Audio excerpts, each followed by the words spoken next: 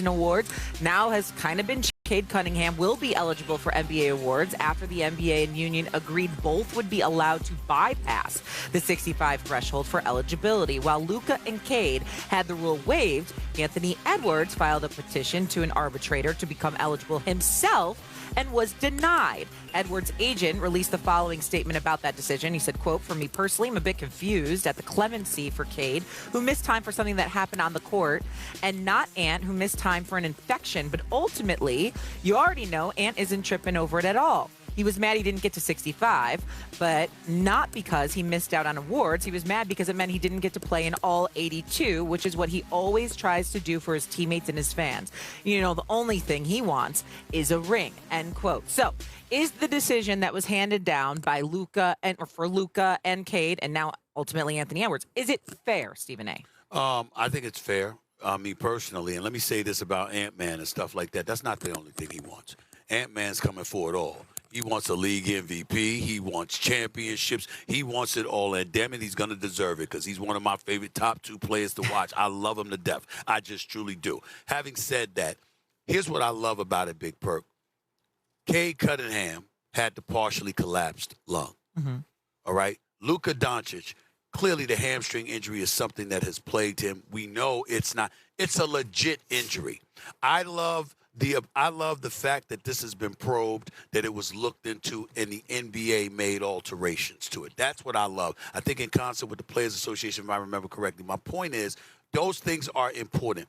Rather than having hard and fast rules that you can't modify under any circumstances, I like the fact that, you know what, you can look at the situation and say, listen, the reason that the original rule was put into place to begin with is because of load management, how it was being abused, and how dudes weren't prioritizing fulfilling their responsibility, and teams weren't prioritizing fulfilling their responsibility for players to be available out on the court playing. But when you can't help it because of a legitimate injury, I don't really have a problem with them looking at those circumstances and saying, hey, you know what, we don't mind. And in Luka Doncic's case, I think there was a game or two that he missed because he went to see, to witness the birth of his child. And obviously the Lakers were fine with that. The league was fine with that. Stuff like that are obviously mitigating circumstances. I don't have any problem with that. I like the fact that they're open-minded enough to make adjustments, but still there's a hard and fast rule. There's a hard rule in place, rather, that says, excuse me, this is not what we're trying to give you credit for. I like that. This rule is not going to work. And y'all know how I feel about Adam Silver. Like, I got great love, great appreciation for him, but it is unfair. Like, the Luka part, going to the birth of, the birth of your child, I understand that. The Cade part of it, they said it was a non-basketball related injury. It happened on the floor. It happened on the floor, yeah. It happened on the floor. So if you're Anthony Edwards, you hotter than fish grease right now, because you're saying, hold on, so you're going to grant him and tell Cade he's eligible, but in the same breath tell me I'm not? That's not okay. And it's bigger than just Anthony Edwards playing 82 games or him coming for it all. When they talk, look, when this rule is in place and you see guys like this, they going to appeal it and stuff, it's not about the MVP. It's not about Defensive Player of the Year. It's about the all-NBA teams. You know why? Because it affects their lettuce, their bread. And so when I'm looking at it and I'm saying, well, you can't do Anthony Edwards like this and you grant Cade Cunningham, it's just unfair. And this rule is not going to. So what are you saying? Get rid of it altogether or modify it? You got to fix it. And you got to be fair. Because if I'm Anthony Edwards, there's no way I'm not pissed off. Well, listen, he should be ticked off. And I was just talking about Cade Cunningham and obviously Luka Doncic. I wasn't even alluding to Ant-Man. But the bottom line is that he was ill. That was a legitimate illness and what have you. And I don't think they have to change anything. They just have to be – you have to be fair, as you would say. Yeah.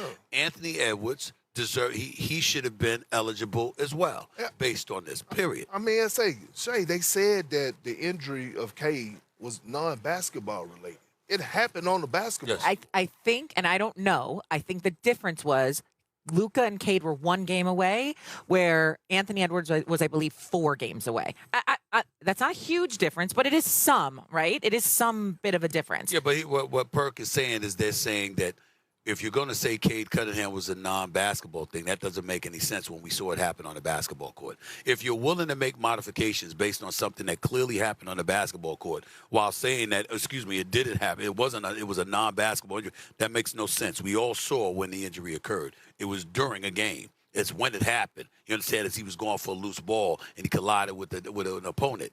In Ant-Man's case, you're ill and what have you. So you could sit up there and say that's a non-issue. That's a non-court issue when it clearly was, and that's your excuse for making modifications, but you don't do that with Ant-Man. That doesn't seem to make any sense. I mean, I agree. I don't think that makes any sense either. But to me, it just did he go through a different process? Like, at some point, I feel like, or maybe, and again, I'm kind of playing devil's advocate here, maybe the point is, and you can see the game, so it was 4 games different for Anthony Edwards, and it was a 1-game difference for Cunningham and Doncic. But at some point, maybe we got to plan for this kind of stuff ahead of time. Like, we got to understand that there might be some adjustments to this rule at the end of the year if we do have an injury or a baby that comes or whatever it is, and we're going to have to plan for that going forward. I don't know, but now that this has been set as a precedent, the 65-game rule, I agree with you, Perk, might come into effect here. Looks like we have a guest sitting down. His name is Trick Williams.